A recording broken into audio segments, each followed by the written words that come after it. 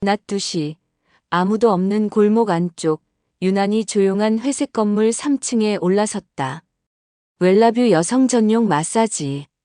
간판은 있었지만 마치 일부러 안 보이게 만든 것처럼 희미했고, 문도 유리필름으로, 아니, 잘 안 들여다 보이게 돼 있었다. 내 또래 여자들이 무슨 조를 짠 듯 혼자씩 들어가는 걸 보고 며칠 고민 끝에 예약을 잡았다. 들어가자마자 나는 뭔가 이상하다는 걸 느꼈다. 향이 너무 강했다. 평범한 라벤더가 아니라 어딘가 모르게 매캐하면서도 부드럽게 스며드는 묘한 잔향이 입안까지 감돌았다. 그리고 아주 낮게 들려오는 음악, 그 위에 어쩐지 가늘게 얇은 여자 목소리 같은 게 섞여 있었다. 관리사는 40대 중반쯤 돼 보이는 단정한 여성이었고, 나를 아무 일 없는 듯 방 하나로 안내했다. 나는 등에 수건을 걸치고 누웠다. 허리 통증 때문에 온 거였으니까. 처음엔 정말 시원했다. 두툼한 손바닥이 등뼈를 따라 눌러올 때마다 숨이 툭툭 새어나갔다.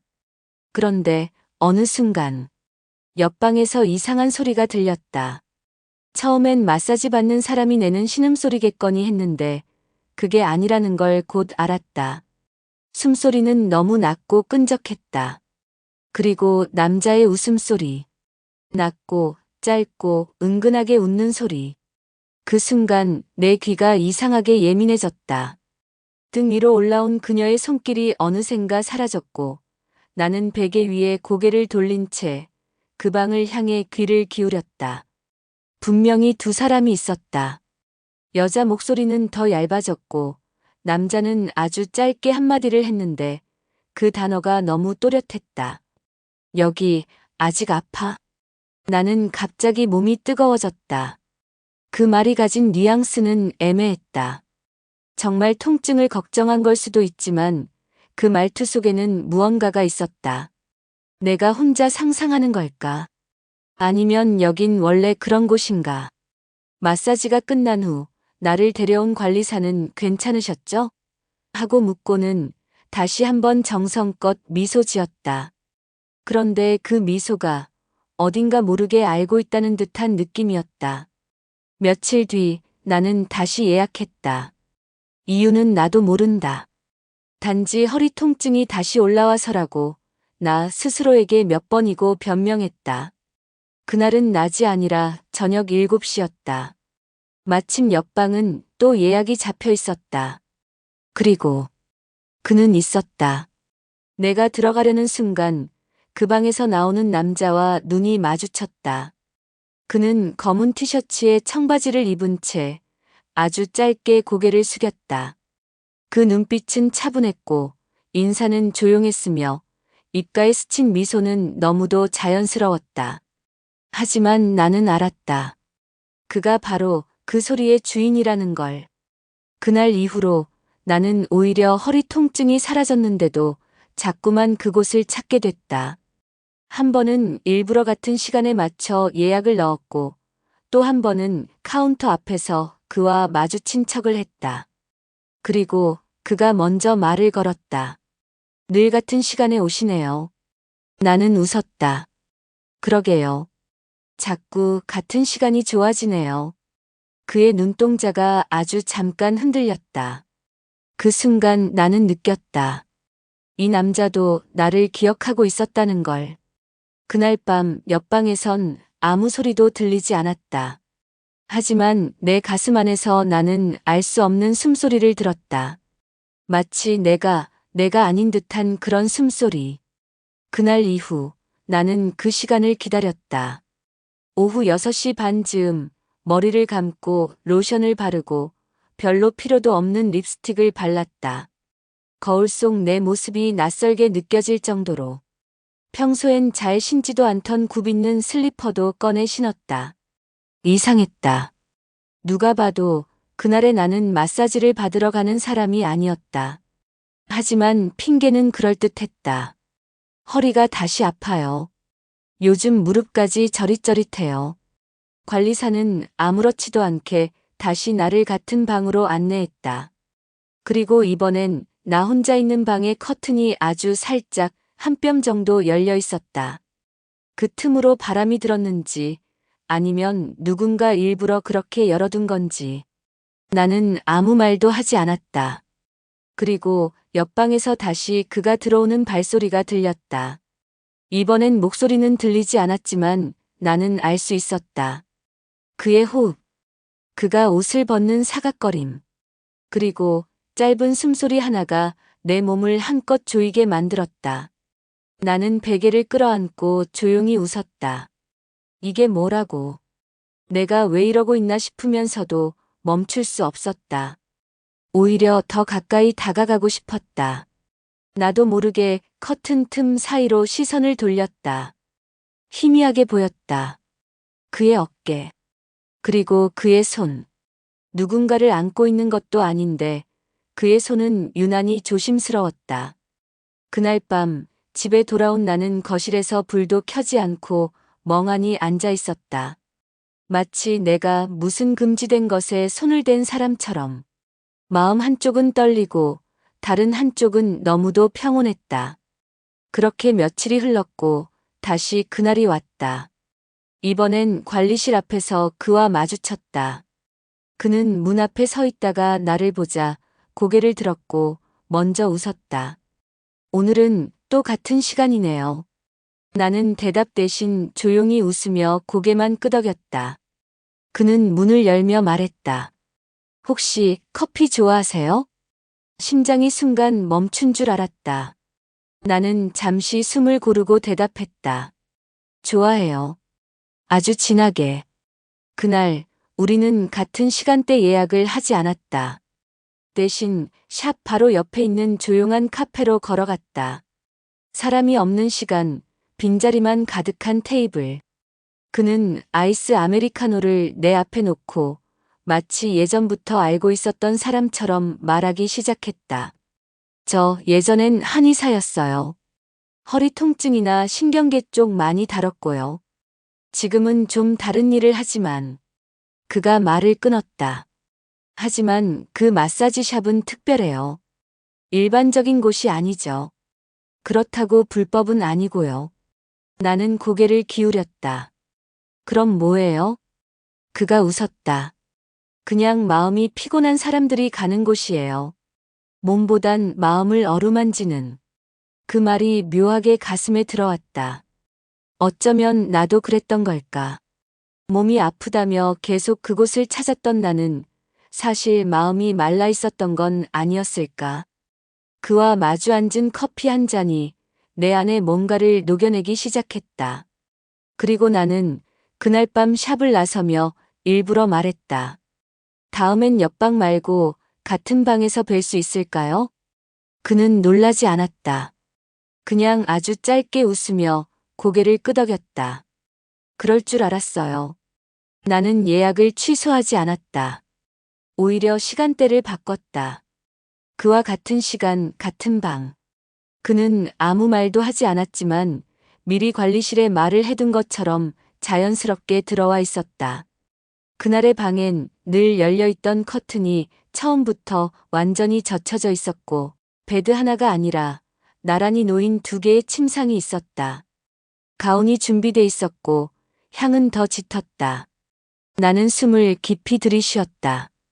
더 이상 상상만 하는 자리는 아니었다. 옷을 갈아입고 얇은 천 하나를 걸친 채 들어갔을 땐 그가 이미 자리에 앉아 있었다. 고개를 들어 나를 보던 눈빛. 그 안엔 놀람도 욕망도 긴장도 아닌 기다림이 있었다. 그는 말했다. 오늘은 같이 편하게 받는 걸로 해요. 나는 고개를 끄덕였다. 그 순간 숨이 조여오는 듯한 기분이 들었다. 몸이 아닌 마음이 먼저 긴장을 했다. 마사지사가 들어왔고 우리 앞에 조용히 손을 모은 채 물었다. 같이 받으시는 거 괜찮으시죠? 그는 웃으며 내 쪽을 바라봤고 나는 천천히 고개를 끄덕였다. 네, 괜찮아요. 첫 터치는 아주 가벼웠다. 등을 따라 천천히 흐르는 손길. 목 뒤에서 허리 아래로 스르륵 미끄러지는 오일. 그 손끝의 움직임이 나를 긴장시켰다기보단 어딘가 무너뜨리고 있다는 느낌이었다. 눈을 감고 숨을 죽이고 있는데 그의 숨소리가 바로 옆에서 들렸다. 천천히 아주 조용히 들이마시는 호흡. 그리고 그 사이로 들려오는 그의 낮은 음성. 이 향 예전에도 이런 데서 맡은 적 있어요. 그때도 누군가와 함께 있었죠. 하지만 이렇게 떨리진 않았어요. 나는 말없이 눈을 떴다. 그리고 고개를 돌렸다. 그와 나 서로 나란히 누운 상태로 눈이 마주쳤다. 조명이 너무 은은해서 그 눈빛이 더 또렷하게 보였다. 그는 말을 이었다. 당신은 이상하게 말을 안 해도 다 들리는 사람 같아요. 나는 웃지도 대꾸하지도 않았다. 그저 그 말이 내 안에 퍼져가는 걸 느꼈다. 그리고 마사지사의 손길이 내 허리 아래로 살짝 내려가며 압을 주는 순간 나는 살짝 몸을 움찔했다. 그와 동시에 옆에서 들려온 숨소리. 그가 나를 보고 있었다. 그 눈빛은 분명히 말하고 있었다. 느끼고 있구나. 내가 원하는 걸 너도 원하고 있구나. 마사지가 끝났을 땐 이미 밤 9시를 넘기고 있었다. 샤워실에서 조용히 가운을 벗고 새 옷을 입었을 땐 내 몸 전체가 뜨겁고도 몽롱했다. 그는 이미 복도에 나와 기다리고 있었고 우리는 아무 말 없이 샵을 나섰다. 그날 밤 그는 말했다. 차 한잔하고 갈래요? 근처에 내가 자주 가는 데 있어요. 나는 고개를 끄덕였다. 우리는 차가 아닌 와인을 마셨다. 조그만 바, 음악도 없고 사람도 거의 없는 공간. 그는 와인을 따르며 말했다. 사실 아까 그 방에서 당신 손을 한번 잡고 싶었어요. 그게 그저 감정 때문만은 아니었어요. 당신은 그냥 아주 오랫동안 내 옆에 있었던 사람 같아서. 나는 그 잔을 들고 그의 손등을 살짝 스쳤다. 그리고 아주 작게 그러나 분명히 말했다. 나도 그랬어요. 오늘 처음인데 처음 같지가 않았어요. 그날 밤 우린 헤어지지 않았다. 그리고 그 순간부터 더는 샵에서 만나지 않게 됐다. 그날 이후로 그는 더 이상 옆방의 남자가 아니었다. 그의 이름을 알게 되었고 그가 어디에 사는지도 알게 되었다. 주차장 옆 작은 상가 건물 2층, 현관문 옆에 난 화분이 묘하게 정갈했던 그곳. 우린 마치 오래전부터 알고 지낸 사이처럼 아무렇지 않게 서로의 집을 오가며 시간을 보냈다. 처음엔 식사, 그리고 와인, 그리고 그보다 더 짙은 시간. 나는 점점 내 일상에 그를 스며들게 했고 그도 나를 지워지지 않는 냄새처럼 들여놓았다. 어느 날 그가 문득 물었다. 혹시 당신 남편은 어떤 사람이었냐고. 나는 잠깐 대답을 망설이다가 말했다. 나쁘지 않았어요. 근데 너무 깨끗해서 숨 막혔어요. 그는 피식 웃었다. 나는 그런 말 한 적 없었는데 왜 그렇게 쉽게 튀어나왔는지 몰랐다. 그가 말했다. 나는 정리 안 된 사람 좋아해요. 어딘가 흐트러지고 맞지 않는 느낌. 그게 더 솔직하잖아요. 그 말이 어쩐지 내 피부에 스며들듯 와닿았다. 나 역시 정리되지 않은 사람이었고 지금의 이 관계도 어디에도 속하지 않는 중이었다. 그와 있을 때마다 몸은 더워졌고 마음은 흐려졌다. 머리는 경계해야 한다고 말했지만 손은 먼저 그의 셔츠 단추를 풀고 있었다. 그와 있을 땐 말보다 눈빛이 먼저 움직였고 숨보다 손끝이 먼저 닿았다. 한 번은 이런 적이 있었다. 샤워를 마치고 수건만 걸친 채 나왔는데 그가 거실에서 아무 말 없이 내 발끝을 보며 말했다. 그렇게 서 있으면 내가 미쳐버릴지도 몰라요. 나는 대답하지 않고 그 앞에 무릎을 꿇었다. 그 순간 그는 숨을 멈추는 듯 했고 그 다음은 기억이 희미할 정도로 타올랐다. 그렇게 우리 사이의 방은 닫히지 않았다. 문제는 그가 더 이상 샵에 가지 않는 날이 많아졌다는 것이다. 나는 어쩌다 그곳에 가게 될 때마다 혼자 누운 방 안에서 괜히 그 옛날 옆방 소리를 다시 떠올렸다. 그리고 그때의 내가 더 설렜던 건 아닐까. 이상하게 헷갈리기 시작했다. 욕망이 일상이 되면 그건 그저 습관이 되고, 습관이 되면 설렘은 무뎌진다. 어느 날 그의 휴대폰 화면을 우연히 보게 됐을 때 저장된 이름 하나가 눈에 들어왔다. 수원 누님. 그 이름이 뭔지 몰라도 내 머리 안에서는 몇백 가지의 상상이 휘몰아쳤다. 그는 나에게 정직한 사람이었지만 동시에 다 말하지 않는 사람이기도 했다. 그날 밤 그가 나를 안고 잠들었을 때 나는 그의 옆에 누워 있으면서도 내 몸 어딘가가 얼어붙는 걸 느꼈다. 자꾸만 옆방에서 들리던 그 첫날의 소리가 떠올랐다. 웃음소리, 속삭임, 그리고 낮은 목소리로 건넸던 여기 아직 아파 라는 말. 혹시 그 말 나한테만 했던 게 아니었을까? 그리고 나는 지금 또 다른 옆방이 되어가고 있는 건 아닐까? 그 다음 날 나는 의도적으로 아무 말도 없이 그와의 약속을 미뤘다. 그리고 오랜만에 혼자 샵을 예약했다. 혼자 있는 방, 혼자 흐르는 음악, 혼자 느끼는 향기. 하지만 그날 옆방에 다시 누군가 있었다. 아주 익숙한 숨소리, 너무도 잘 아는 리듬. 나는 그 숨소리의 주인을 알아버렸다. 너무 잘 알아버렸다. 커튼 틈을 막고 누운 채 눈을 감았지만 소리는 더 또렷해졌다. 그리고 나서 알게 됐다. 내가 빠져 있었던 건 한 사람의 감정이 아니라 금지된 소리, 몰래 엿듣던 상상, 그 벽 하나 너머에서만 느꼈던 긴장감. 그게 내 진짜 중독이었다는 걸. 방을 나서는 순간 복도에서 마주친 그와 눈이 마주쳤다. 그는 잠깐 놀라는 듯 했지만 이내 무표정한 얼굴로 고개를 끄덕였다. 나는 아무 말도 하지 않았다.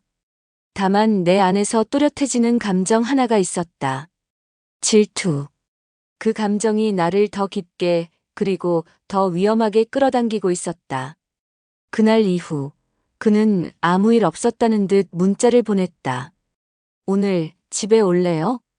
평소처럼 자연스러운 어투였지만 나는 손가락을 움직이지 않았다.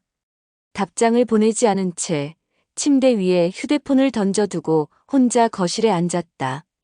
조용한 밤이었고 커튼 너머로 희미하게 가로등 불빛이 벽에 그림자를 만들고 있었다.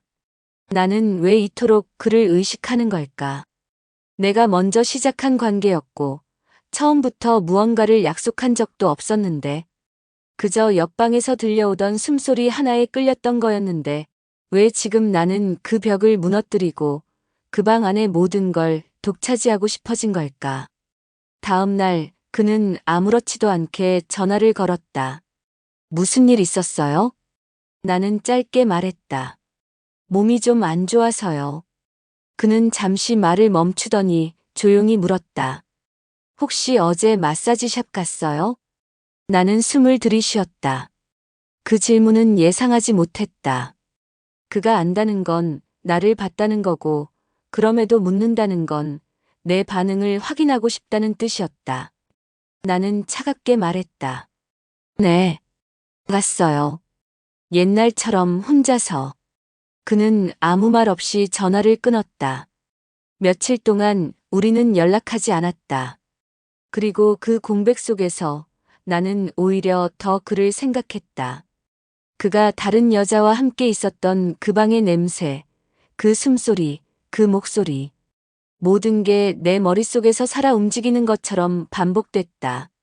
나는 마치 내가 그 방 안을 몰래 훔쳐본 사람인 것처럼 스스로를 더럽게 느끼면서도 그 순간으로 돌아가고 싶다는 욕망을 뿌리칠 수 없었다. 일주일쯤 지났을 때 그가 불쑥 문을 두드렸다. 문을 열자 그는 아무 말 없이 내 얼굴을 잠시 바라보다가 조용히 말했다. 당신이 보고 싶었어요. 나는 대답하지 않고 뒤돌아섰고 그는 내 뒤를 따라 들어왔다. 우리는 그날 밤 아무 말 없이 서로의 몸을 더듬었다. 욕망이 아니라 확인이었다. 당신이 아직 내 안에 있는지, 내가 아직 당신에게 남아있는지. 그리고 그 모든 확인 끝에 그는 베개 위에 얼굴을 묻고 조용히 말했다. 그날 옆방에 있었던 사람은 오래된 인연이에요. 다시 시작한 건 아니고 그냥 정리를 못했던 사람. 나는 눈을 감았다.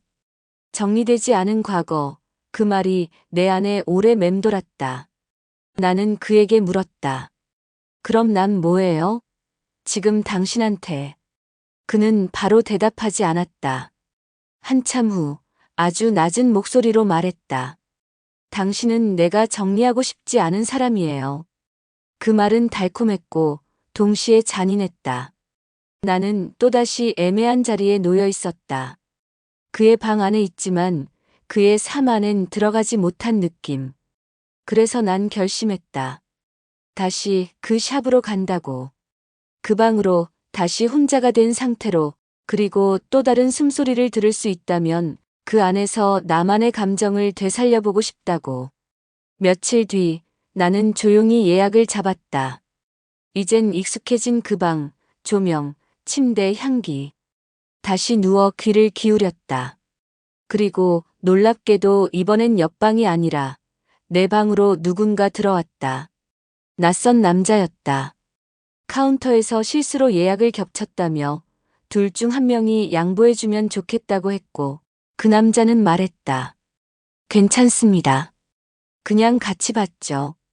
관리사는 당황했지만 나는 고개를 끄덕였다. 나도 모르게. 그리고 그날 나는 알게 됐다. 이 모든 건 욕망의 반복이 아니라 마음이 자꾸 무언가를 놓지 못하고 있다는 신호였다는 걸. 그의 눈이 아닌 다른 남자의 눈 속에서 나는 똑같은 떨림을 느꼈고 그 순간 내 마음은 조용히 바닥을 쳤다. 그날 이후 나는 더 이상 예전처럼 샵에 갈 수 없었다. 처음엔 허리를 핑계로 갔던 그곳이 이제는 마음이 갈피를 잃고 떠도는 공간이 되어버렸기 때문이었다. 그 낯선 남자와의 짧은 마주침, 그때 느꼈던 똑같은 떨림이 내 안에 무언가를 완전히 깨버린 느낌이었다. 나는 아무 말도 하지 않은 채 관리사에게 예약을 모두 취소하고 그에게도 연락을 끊었다. 며칠 뒤 그가 다시 내 집을 찾아왔다. 나는 문을 열지 않았다. 초인종 소리도 메시지도 모두 무시했다. 하지만 그건 아주 잠깐뿐이었다. 문득 거울을 보았을 때 내 눈빛 속에서 그를 찾고 있는 내가 보였고 나는 결국 다시 핸드폰을 들었다. 보고 싶어요. 단 한 줄이었다. 답장은 없었고 전화도 오지 않았다. 이틀이 지나도록 아무 기척이 없었다. 그러다 셋째 날 밤 그가 아닌 그날 내 방에 들어왔던 그 남자에게서 문자가 왔다. 그날 이후 자꾸 생각이 나네요. 커피라도 한 잔 하실래요? 나는 한참을 망설이다가 결국 만나기로 했다. 마주 앉은 테이블 위에서 그는 조용하고 단정한 말투로 말했다. 그 방 안에서 당신이 자꾸 숨을 참는 게 느껴졌어요. 마치 누군가를 지워내고 있는 사람처럼. 나는 웃었다. 그게 그렇게 느껴졌어요? 그가 고개를 끄덕였다. 네. 그래서 더 궁금했어요. 당신이 누구를 그렇게 붙잡고 있는 건지. 그 말이 나를 멈칫하게 만들었다. 누구를 붙잡고 있었을까? 그 사람인가 아니면 그날 밤의 느낌인가? 나는 아무 말 없이 고개를 돌렸고 그 순간 가게 유리창 너머로 그의 얼굴이 보였다. 그 남자, 내가 도망치듯 떠나왔던 그 사람이 바로 저편 길 건너에 서 있었다. 우리 눈이 마주쳤다. 그는 움직이지 않았다. 그저 내 옆에 앉은 남자를 조용히 바라보다가 돌아서서 사라졌다. 그 순간 나는 온몸이 얼어붙은 듯 떨렸다. 어떤 감정도 떠오르지 않았고 그저 숨이 막혔다. 그날 밤 나는 잠들지 못했다.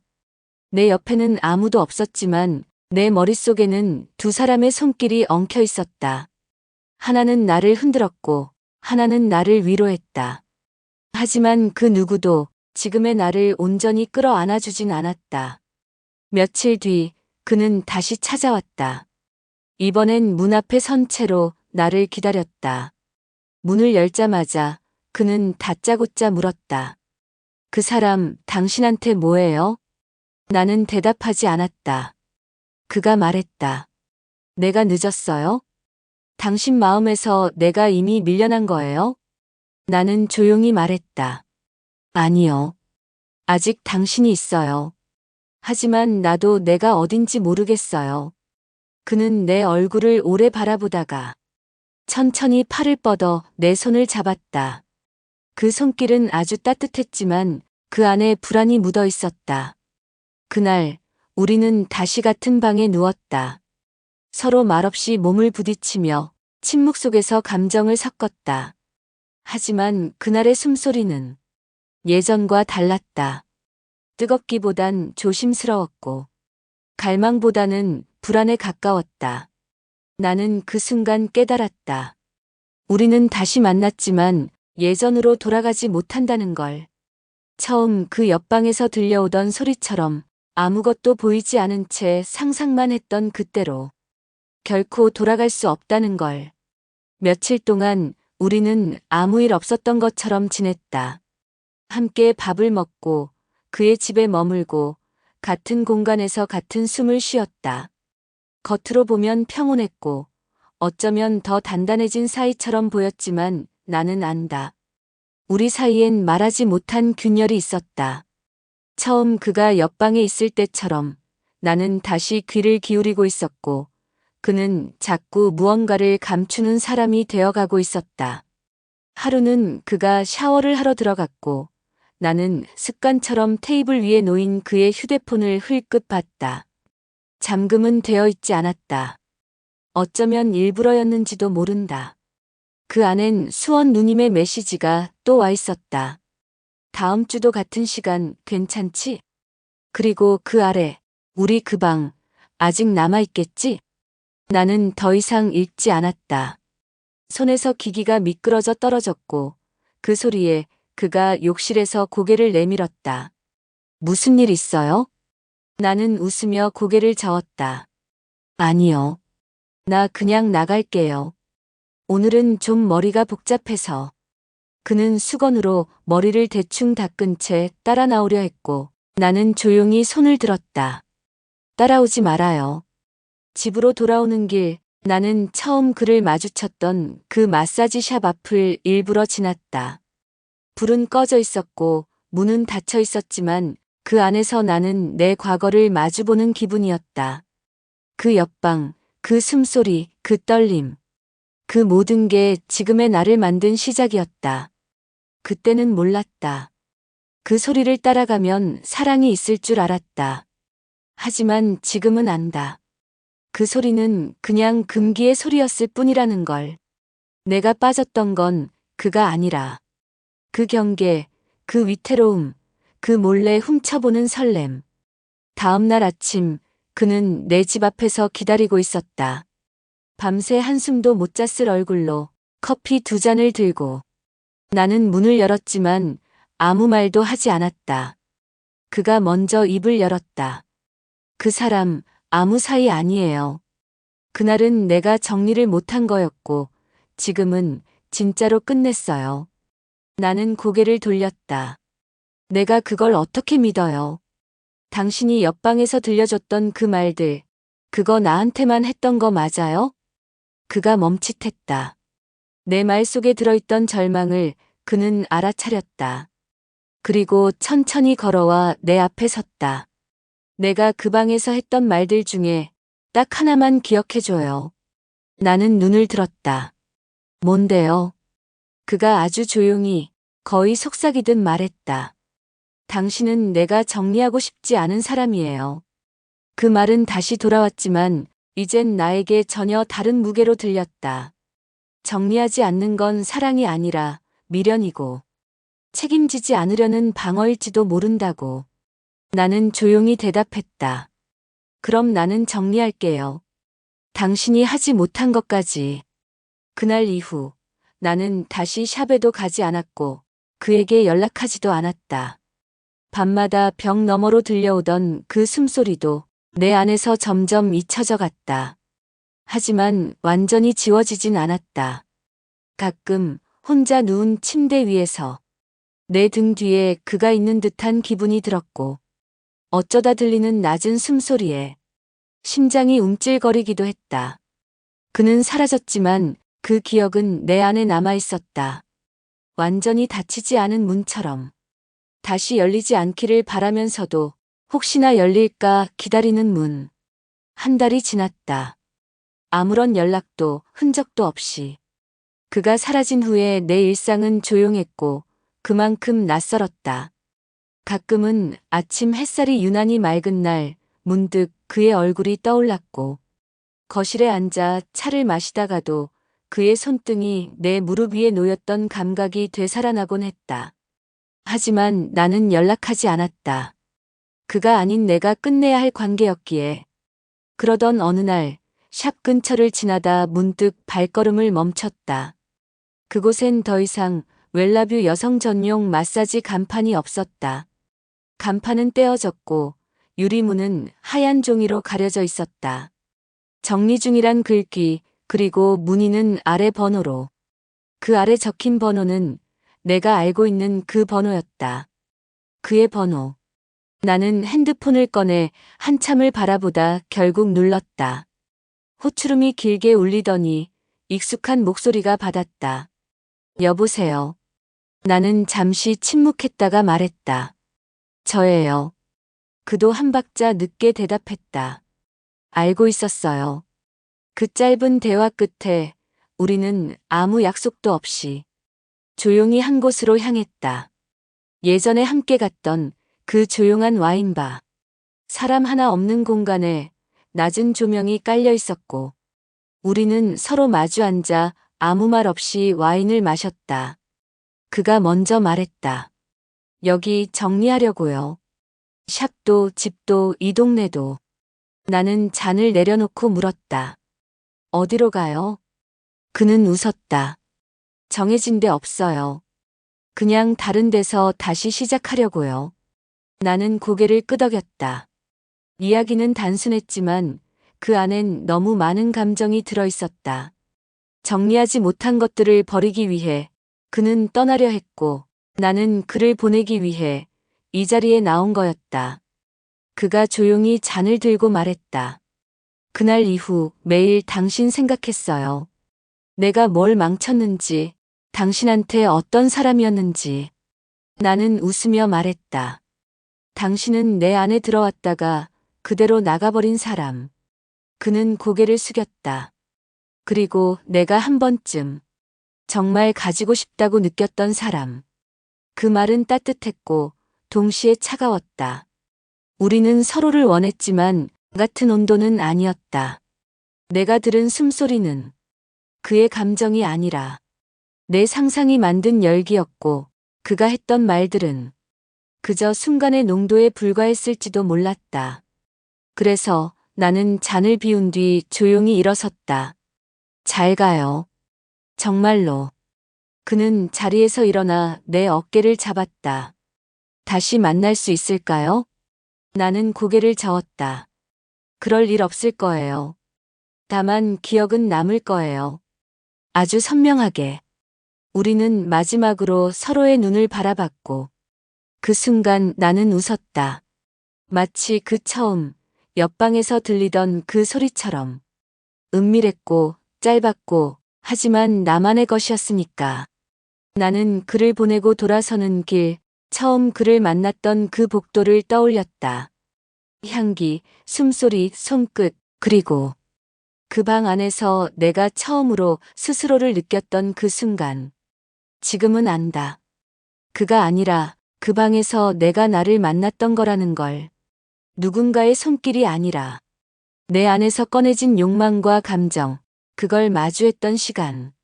그래서 괜찮았다. 사라져도 끝나도 나는 내가 누구였는지 잊지 않을 테니까.